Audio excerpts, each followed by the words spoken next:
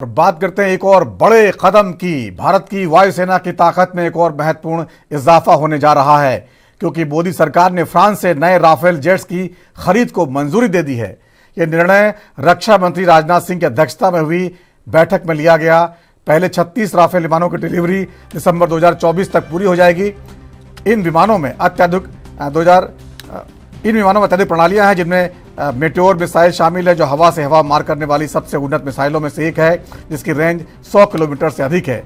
इसके अलावा scalp missile भी है, जो हवा से जमीन पर मार करने वाली क्रूज मिसाइल है, जो शत्रु के बंकरों और ठिकानों को 300 से 500 किलोमीटर दूर से निशाना बना सकती है।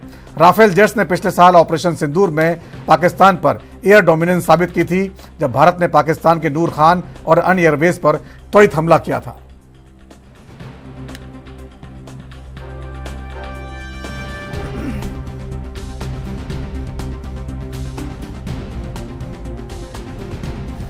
तो ये बहुत बड़ी खबर है आज कि जिस तरह से राफेल पर फैसला लंबे समय से अटका हुआ था। आप देख रहे थे, फ्रांस लगातार हमारे साथ बना हुआ था। ऑपरेशन सिंदूर में बहुत अच्छा प्रदर्शन रहा था इन विमानों का। तो राफेल जेट्स को खरीद को मंजूरी देना और त्वरित फैसला लेना, तो ये अपने आप दिखाता है। इससे पहले भी राफेल ने जो हमारी सेना को बहुत मजबूती दी है, और ऑपरेशन सिंदूर के दौरान शानदार प्रदर्शन किया। पाकिस्तान को झुकाने में बहुत बड़ा रोल इन हथियारों का रहा है। एसके शर्मा डिफेंस एक्सपर्ट हमारे साथ जुड़ गए हैं।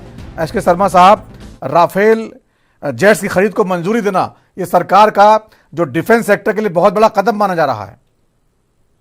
जी, देखिए, मोदी राज में भारत में एक बहुत बड़ा स्ट्रेटेजिक शिफ्ट हुआ है। जहां कुछ समय पहले तक 15, 20, 25 साल पहले तक आप देखते थे कि भारत में हमारी फौज के जवानों के पास असॉल्ट राइफल भी आधुनिक नहीं हुआ करती थी। उनके पास कपड़े ठंड में और गर्मी में बर्दाश्त करने लायक नहीं होते थे।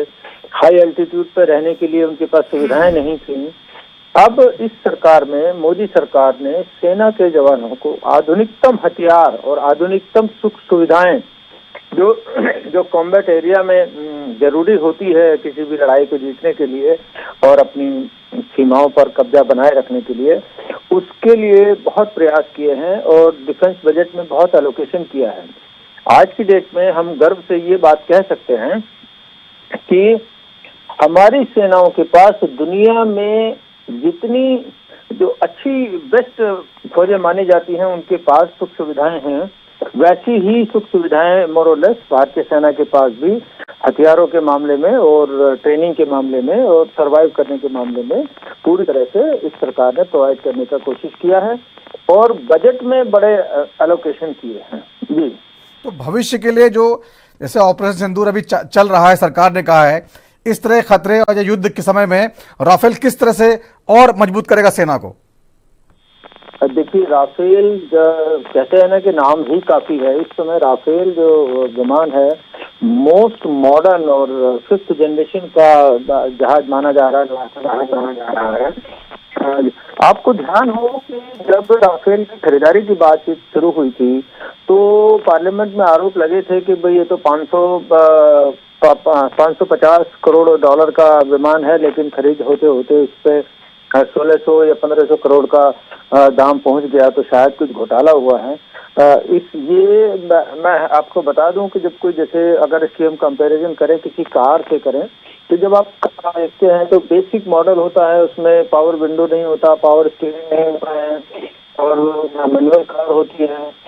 तो जैसे जैसे आप उसमें सुविधाएं बढ़ाते जाते हैं, उसके दाम बढ़ते चले जाते हैं। इसी प्रकार से जब बेसिक मॉडल का जो दाम था, उसमें जब भारतीय सेना ने और वायु सेना ने उसको एयर, वाटर एंड प्लेन से जब उड़ाना और दुश्मनों पर बम बरसाने की बात आई, सर्विलांस की बात आई, तो भारतीय सेना की जरूरतों के हिसाब से उसमें अपरेटस फिट करते चले गए और उसका दाम बढ़ता चला गया। तो आज जो मेरा मानना है, भारत के पास राफेल हैं, वो दुनिया के आधुनिकतम राफेल हैं और भारत के हर टरेन में भारतीय सीमाओं की रक्षा करने के लिए वो सक्षम है। चाहे वो लेह लद्दाख के ऊपर हाई एल्टीट्यूड का एरिया हो, चाहे वो भारत पाकिस्तान का बॉर्डर हो राजस्थान का या वो गुजरात कच्छ का पानी का एरिया हो, भारतीय राफेल सीमाओं की हर प्रकार से सुरक्षा करने में सक्षम है और वो भविष्य के जहाज हैं। जी जी, बहुत बहुत धन्यवाद इस जानकारी के लिए एस.के. शर्मा साहब। तो राफेल जो है वो और उसके एक नई खेप जो है भारतीय सेना में शामिल होगी।